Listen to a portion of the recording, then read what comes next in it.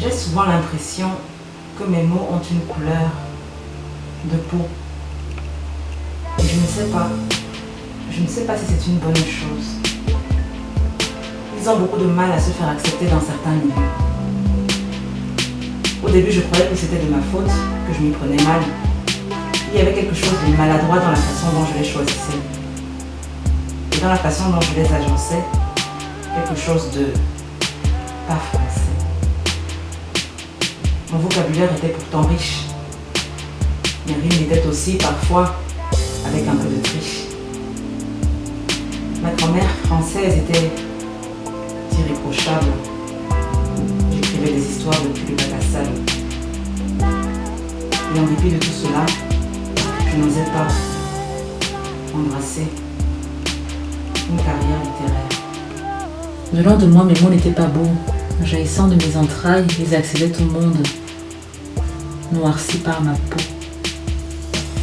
Cette année, pour la première fois, j'ai osé. C'était ma résolution de l'année, être publiée. J'ai envoyé un manuscrit à plusieurs maisons d'édition. Une seule d'entre elles était vraiment cotée. C'était une Africaine née à Paris, connue pour faire briller les idées noires. Les autres maisons d'édition étaient comme les lumières blanches. Je me suis pris un pseudonyme qui ne trahissait ni mon sexe ni mon taux de mélanine. Je leur ai fait lire une histoire sans repère de lieu ni de temps. Et pourtant, j'ai reçu le retour incendiaire d'une éditrice qui m'a dit de surtout arrêter d'écrire. Elle m'a trouvé raciste, homophobe, sexiste.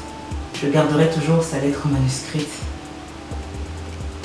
Le lendemain, je recevais un contrat d'édition de la seule maison africaine que j'avais contactée.